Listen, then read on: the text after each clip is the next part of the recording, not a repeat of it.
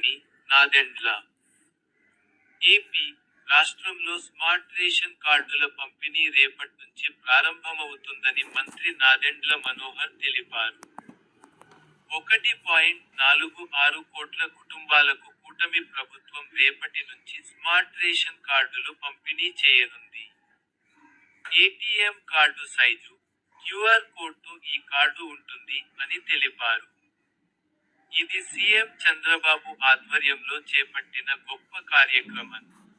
నాదెండ్ల మనోహర్కు ధన్యవాదాలు అని deputy CM Pawan Kalyan tweet చేశారు.